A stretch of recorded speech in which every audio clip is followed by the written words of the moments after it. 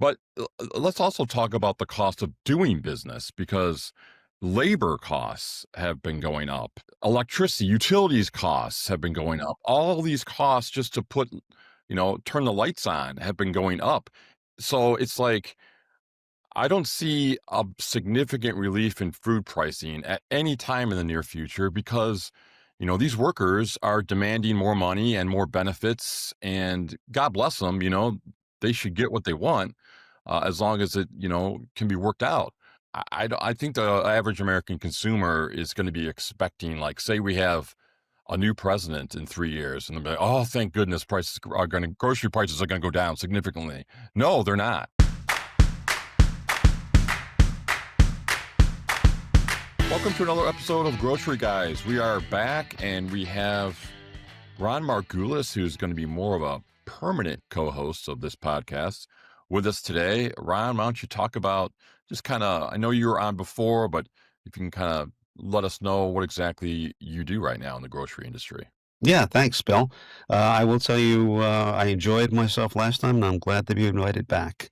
Uh, I have been in the grocery industry all my life. First, as the son and grandson of ShopRite supermarket owners here in New Jersey, and more recently as a PR consultant to retailers in general, but specifically to supermarket operators. Work with all the trade associations and magazines like Supermarket News and the consultants and analysts and even academics. So been around for quite a while and watching the industry as it's grown and changed and become what it is today. Yeah, so just to let everyone know that Ron does represent certain firms in the industry, but we're obviously not going to have him any voice his ideas or opinions on those firms. He's going to be strictly talking about the grocery industry in his unbiased professional way. And we're going to talk about grocery prices today, Ron, and in particular, tariffs and the impact on grocery prices. But first, I want to start out with what is the one food item that has been raised in price that you enjoy that you're like, ugh, I gotta have this. I'm just gonna have to eat the cost. Um, I would say the one item I don't drink coffee, and I've noticed that has gone up quite a bit. But from my perspective, some of the fish, the seafood has gone up as well. Scallops are probably about third higher than they were last year this time, so that's a little disappointing. For me, I would say it's pop and it's chips. I'm kind of a that's my vice. I'm a little bit of a junk food guy. I don't smoke, I don't drink, but don't do drugs.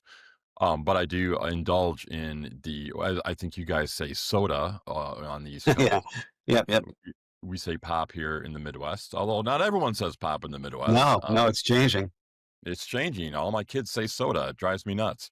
I'm trying to get them to say pop, but it's not working.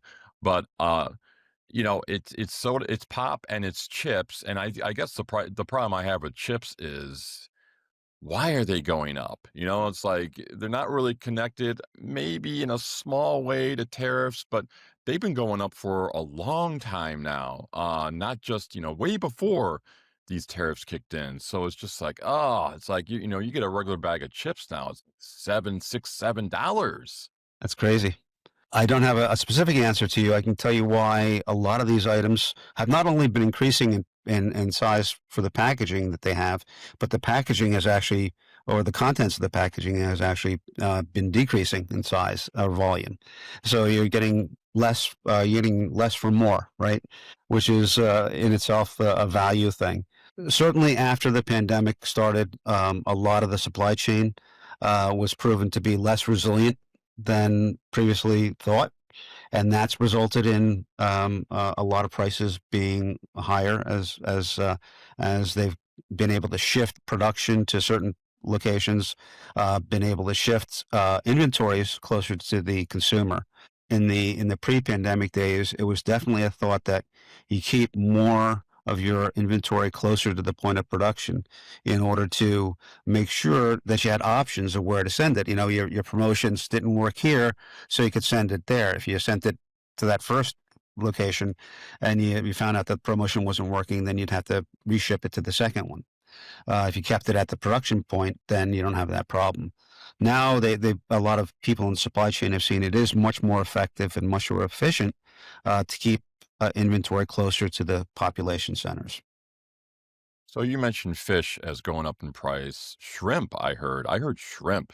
If not now, very soon is just gonna, and it's gonna be a tariff casualty, because I guess that we get a lot of our shrimp from India. Is that correct? India and Vietnam too. I Yeah. go to the seafood show every year, and certainly it was right before the April 2nd announcement this year, so everybody was talking about it anyway in sort of preparation for it. But between 60 and 70%, maybe even more, of our seafood is imported, and as you suggest, a large chunk of it comes from India and Vietnam, which also has some hardy. Although I believe they have signed a deal that limits it to 25% or something like that, but still, you're going to have to pay that, and regardless of whatever politician you listen to says, it is a form of tax, and so that tax ultimately has to be paid by somebody. All right, Ron, let's go to the meat counter. This is obviously the meat counter is our main topic of this podcast. And this time around, we are going to talk about, we kind of talked about it already, kind of touched on it, how tariffs are or are going to impact grocery prices. Now, I had the honor to talk to Stu Leonard Jr. of Stu Leonard's a couple Great weeks guy. ago about this very topic. I know you're familiar. He's out east, so I'm sure you're familiar with what Stu Leonard's does. He pretty much said there is going to be a breaking point when it comes to tariffs and grocery store owners. Some of them are absorbing that tariff cost right now. He said himself he gets his lamb from Australia, and he pays for half of that tariff, and the wholesaler people that produce the Yeah. lamb cover the other half. Yep. Yep. They're a very small, small company. They're a family owned company. They're not a major, huge corporation. So he thought that was the right thing to do. And grocery prices, for the most part, if we look at this year, according to the U.S. Bureau of Labor and Statistics, have not gone up a lot. Last month, they went up 0.2 of a percentage point, but in May, they were down. What was it, 0.04%. So that was a big decline there. But it's kind of looming out there, Ron. How long can these grocery store owners and operators, especially the smaller ones, and you look at especially Asian food markets, how much longer do you think they're going to be able to, prevent passing the bulk of that cost onto their customer?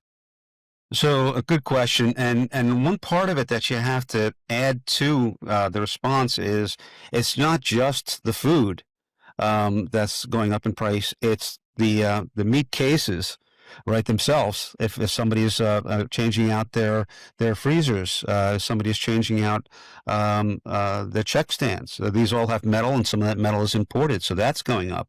There's a bunch of costs that are implicit in running a supermarket that are increasing, and so it's not just the product itself that you have to consider. It's all these other expenses that they're having to handle, and those expenses are going up. So, and unlike the products, they can't shift them over to the supplier in most cases. They're buying a Hussman case, which may or may not be produced here in the States, may be produced in Canada or Mexico, and they're going to have to pay a tariff on that going forward. So, and all that ramps up to sooner rather than later, I guess, is the direct opinion that I have. In the fall, I think we'll see some increases in inflation, maybe some carve outs as they hit. Right, I think that the administration is smart enough to know that it's not a good idea to have your constituents paying way, way more than they had before, especially as you go into a midterm election year. Right. So I can only imagine that they'll do carve outs for a lot of food products specifically. And I wouldn't doubt it if they carve out things like avocados from Mexico and other items that are people know the prices of and want to make sure they don't pay too much for. The interesting part about this is you mentioned the fall and the carve outs, and that's a very good point. We are approaching the holiday season in terms of food buying and for grocers, food purchasing, a very, very critical time of year. It can make or break a year for grocers. It can make or break a year for families who are budgeting, and they're planning these big family events. Do you see a situation where holiday food prices are going to be higher, as opposed to even last year when, I mean, they were higher last year too. Can we continue to see that? Yes, we can continue to see it. I think there's going to be a lot more trade-offs by consumers. There always is when times are economically tough. So they'll look at to fill in with some private label items. They'll maybe shop more often at an Aldi or a Lidl for the lower prices, as opposed to to the Wegmans or to the some of the more traditional supermarkets that they've been going to, and they'll just splurge on a couple of items as opposed to all the items, right? You mentioned Stu Leonard before, and he is known as his markets are known as competing on price, but they're really not a discount supermarket chain. I've gone to his stores over the past 30, 40 years and enjoy it. It's a real treat to see those stores. And I've had the good opportunity to interview, like you did, Stu Leonard, for a couple of articles in my past. And he is emphatic about communicating with his customers to make sure they understand why prices are changing. And I think that's so critically important during this whole process. You don't want to be go to the store and just be flabbergasted by prices, right? You want to have some knowledge of what you're getting yourself into, and hopefully you have some options. Either through promotion or merchandising or other things that help you get through this time where prices are probably going to be a little bit higher and on a lot of things and a lot higher on a couple of things. How do those major chains go through that communication with the customers, like Kroger and Albertsons?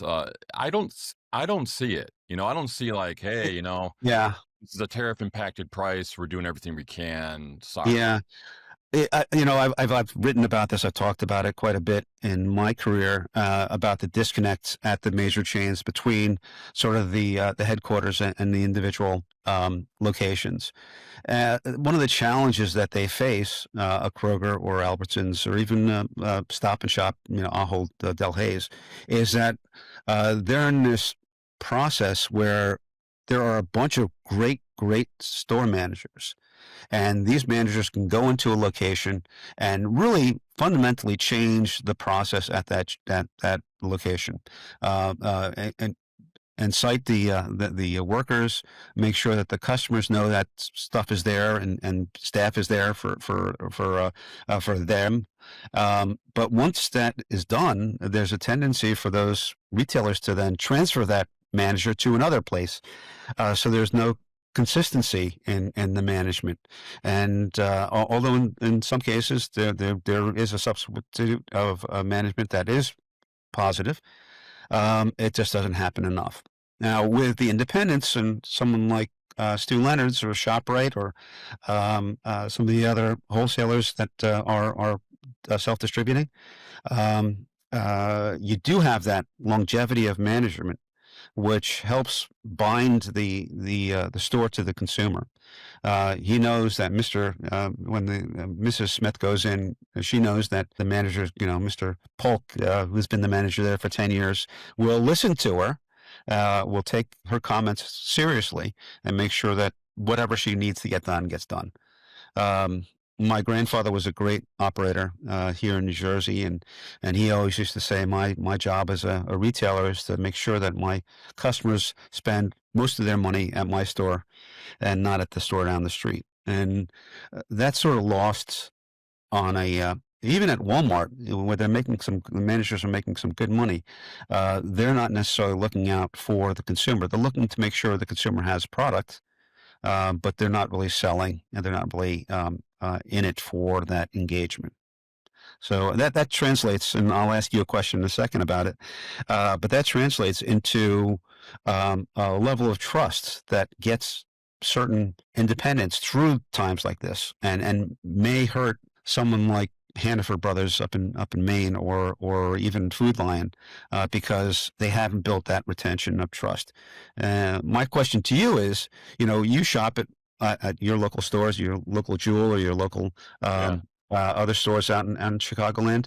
Have you engaged them enough so that you have trust in one of those supermarkets that you can say, I understand that they're not going to be the best price on. Yeah, I have to say absolutely not. I just have not established that line of communication that would allow me to have that kind of trust. Jewel is, a food line store, I believe, right? They're owned by Albertsons, correct? Is Aldelis, yes. But yeah, Jewel owned by Albertsons, they tend to be higher in price here than, say, the Meijer, or of course the Walmarts. So, but I never have them, I don't have a close enough relationship with them that they're going to be like, "Hey, man, sorry that these prices are kind of high. We're doing the best we can," that kind of stuff. But let's also talk about the cost of doing business because labor costs have been going up. Electricity, utilities costs have been going up. All these costs just to turn the lights on have been going up. So it's like I don't see a significant relief in food pricing at any time in the near future because, these workers are demanding more money and more benefits. And God bless them, they should get what they want as long as it, can be worked out. But I think the average American consumer is going to be expecting, like, say, we have a new president in 3 years, and they'll be like, oh, thank goodness grocery prices are going to go down significantly. No, they're not. But we reached the point of the show where we talk about the paper or plastic. And this is when I give you a question. There are no wrong answers to this question, but you choose one or the other. So let me go back to Stu Leonard Jr. and my interview with him.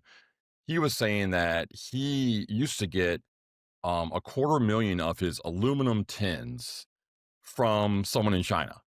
And, tariffs went up.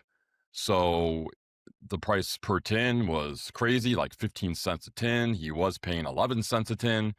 And they went exploring to find another way to, find another vendor that might be able to beat that 15-cent a tin price.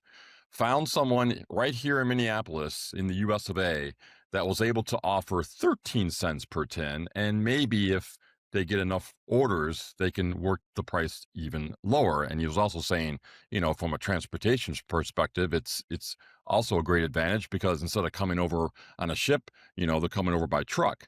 So my question to you is, are there going to be major grocery chains, or maybe there already are, that are going to find more vendors here in the US because of these tariffs? Or are they kind of log jammed and it's like, there's really no other vendor I can turn to? So that is not a yes or no question, but I will tell you, I think this is going to be a bit of a boondoggle to a lot of co-packers, companies that produce private label items, store brands, because they'll be able to, with their capacity, address some of these issues. It's a little harder with items that aren't made here, like aluminum. Most of the aluminum is not made in the U.S. There's no smelters here. I think they're mostly down in Jamaica or overseas. But with other things, I think it will be a bit of a benefit for domestic production. I hope there is. It Yeah, probably it's will always good. balance that out. There is a point of capacity once you get to that. If you had you had Kroger, Walmart, Stu Leonard's, ShopRite, whoever else, going to these same co-packers and asking them for what they were previously producing overseas, there's just no way that capacity exists today. So it's going to take some time for them to build out their production lines. But I'm sure that's what the president wants, to have some of that production come back. I don't know if the timing is right, that he's going to be able to see it to fruition. But I think you're right. There is going to be some production brought back here, and that's a good thing. Yeah, that's a very good thing, and I would agree with you. It's unfortunately, I don't think it's going to be enough that's going to come back to the U.S. We're too just too far gone, too far separated from that to really do what President Trump Yeah, is yeah, really yeah. hoping, and that's bringing all the business back in. But I do think to a certain extent, a lot of our grocers are going to turn to local vendors. And like you said, that's a good Yeah. thing. So, well, that concludes our revamped platform here for the grocery guys. Ron did not know he was part of a Yeah, revamping. yeah. Here we go. Pleasure. But Ron, I'm going to go try and find a really good price on pop. I'm assuming you're going to you're Do going to the same with scour soda. the I'm East not a big Coast, soda drinker, but I will look for some decent prices on soda, and I'll get back to you. and you can go ahead and find some prices on shrimp and seafood stuff Okay. for I'll yourself. All do right, that. do something I'll for do that. yourself, Ron. That's okay. Yeah. Thank you. All right. For Ron Margulis, I'm Bill Wilson. Have a great week, everyone.